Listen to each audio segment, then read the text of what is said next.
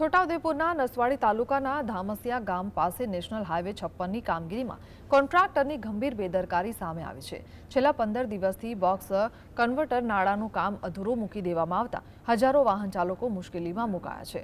મુખ્ય રસ્તા પર માટીના મસમોટા ઢગલા ખડકી દેવાતા રસ્તો સાંકડો બની ગયો છે, જેના કારણે બંને તરફ વાહનોની લાંબી કતારો લાગી છે। એક તરફનું વાહન પસાર ન થાય ત્યાં સુધી બીજી તરફના ચાલકોએ રાહ જોવી પડે છે।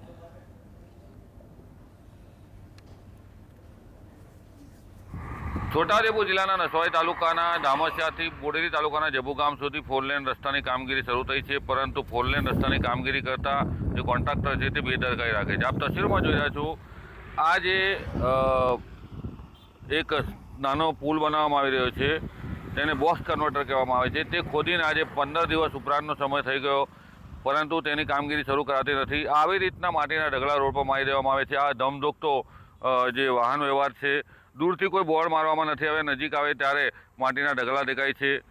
આ જે માટીના ઢગલા છે તેને ખસેડી લેવા જોઈએ, કારણ કે રોડ ખુલ્લો કરવો જોઈએ। બે તરફનો રસ્તો છે, 4 લેન રસ્તો છે, બનાવવાની કામગીરી ભલે ચાલે છે, પરંતુ 2 લેન રસ્તો જે છે તે એક જ સાઈડ રસ્તો ચાલતો હોવાથી મુશ્કેલી પડી રહી છે, વાહન ચાલકોને તકલીફ પડે છે।